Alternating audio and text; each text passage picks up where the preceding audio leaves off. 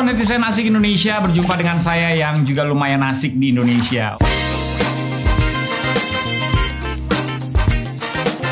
Saya punya kesempatan untuk membagikan apa yang dinamakan dengan etika. Etika ini bukan menyapa teman kamu yang bernama Tika, tetapi etika itu adalah sesuatu yang sudah muncul dengan sendirinya dalam kehidupan kita bermasyarakat.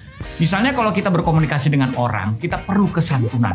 Nah, etika itu berbicara soal kesantunan. Kita tidak mungkin masuk ke dalam rumah orang tanpa permisi dulu. Kita tahu kesantunan itu diperlukan supaya kita bisa menghargai orang lain, kemerdekaan dan kebebasan orang lain. Makanya, dalam sosial media, di mana kita semua sekarang sudah bermain sosial media, perlu juga ada etika untuk menjaga keramahan, kedamaian yang ada di sosial media. Siapa yang setuju bilang setuju? Cakep. Oke, saya akan membagikan 5 etika paling tidak yang perlu kita miliki ketika kita bermain sosial media. Yang pertama, yang perlu kita ingat pertama-tama sebelum kita membagikan sesuatu adalah kita harus memilih, melakukan sebuah penelitian, membaca ulang.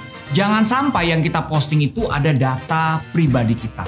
Apalagi kalau ada data pribadi orang lain. Nah, itu lebih tidak boleh lagi ya. Kita harus berhati-hati dalam membagikan data pribadi kita. Kita tidak ingin itu disalahgunakan. Apalagi kita membagikan data pribadi orang lain. Misalnya, foto KTP anak kita. Walaupun dia keluarga kita, tetapi foto KTP tersebut mengandung banyak hal-hal yang sifatnya pribadi. Apalagi kita kasih foto KTP orang lain. Itu juga tidak boleh. Lebih tidak boleh lagi, bukan? Jadi nomor 1 itu, kita harus berhati-hati terhadap apa yang kita posting, terutama apa yang terkandung di dalamnya. Jika itu ada data pribadi atau sesuatu yang seharusnya dirahasiakan, jangan diposting. Oke? Itu etika yang pertama. Etika yang kedua, maaf, jarinya kelebihan. Etika yang kedua saya mau beri judul keripik.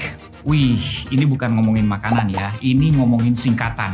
Yaitu pengguna sosial media harus memiliki sikap kritis dan juga harus mau berpikir sebelum sharing kontennya. Kita hidup di mana di era banyak sekali berkembang berita-berita hoax, disinformasi, misinformasi. Kita tidak ingin turut menjadi penyebar, bukan? Makanya kalau kita tidak ingin turut menjadi penyebar, kita harus kritis terhadap informasi yang kita terima. Harus melihat sumbernya, harus memperhatikan bahasanya. Apakah ini valid atau tidak? Kalau kita tidak yakin, mendingan stop di kita. Jadi kalau sudah tidak yakin, mendingan berhenti di kita. Saya mengerti betul bahwa kita punya kecenderungan untuk membagikan. Karena kita khawatir mungkin, karena kita concern, atau karena kita ingin menjadi orang yang pertama kali membagikan sebuah informasi. Nah, untuk itulah kita harus berhati-hati. Walaupun kita memiliki landasan atau motivasi yang benar, belum tentu kalau kita tidak berhati-hati, hasilnya juga akan benar. Ingat, keripik, kritis, dan pikir dulu. Etika yang ketiga adalah buat para pelaku sosial media yang suka sekali mengambil quotes atau sumber-sumber yang valid lainnya. Ini kalau tadi kan kita sebelumnya bicara soal sumber yang nggak valid, tuh kita ngecek dulu nih. Tapi sekarang bicara tentang karya yang valid sumbernya. Misalnya musik, quotes dari orang, atau teori, atau film, atau apapun yang sudah jelas. Nah, saya menyarankan kita harus mengapresiasi sumber tersebut, yaitu dengan cara kita mention, kita tulis sumbernya dari mana. Itu namanya kita menghargai ide atau karya orang lain, bukan? Kita pun ingin karya kita dihargai. Kalau kita ingin karya dan ide kita dihargai, kita pun juga harus belajar menghargai karya dan ide orang lain, bukan? Setuju? Etika yang keempat adalah ini sangat umum dan saya yakin semuanya setuju, yaitu kita harus memperhatikan gaya bahasa kita. Kalau kita bicara aja bisa suka salah, orang suka susah mengerti, apalagi kalau kita tulis, bukan? Karena tidak ada intonasi di situ. Orang sudah sulit mengerti sebuah kalimat yang ditulis apa adanya, kadang-kadang bisa salah juga mengertinya, apalagi kalau kalimat tersebut disertai dengan ujaran kebencian. Dimulai dengan, heh kamu. Maksudnya yang kasar-kasar seperti itu. Tentu saja itu tidak membuat suasana berkomentar di kolom kita akan nyaman atau enak dibaca, bukan? Ada etikanya. Semua bahasa, walaupun kita berbeda pendapat, ada baiknya. disampaikan dengan kesantunan.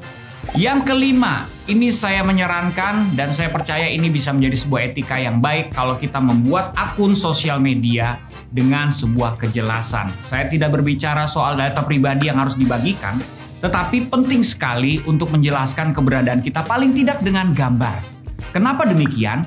Karena sekarang banyak sekali akun-akun palsu, akun-akun anonymous. Wah, bahasanya sulit banget ya, yaitu yang tidak dikenal karena gambarnya bukan dirinya, tidak pernah posting sesuatu yang berhubungan dengan dirinya, atau bahkan tidak pernah posting sama sekali, tetapi ikut komen di mana-mana menyebarkan kebencian. Nah, itu harus kita waspadai. Kita tidak pengen menjadi akun yang seperti itu. Kita jaga sama-sama etika di sosial media. Itu dia kelima tips saya untuk etika di sosial media.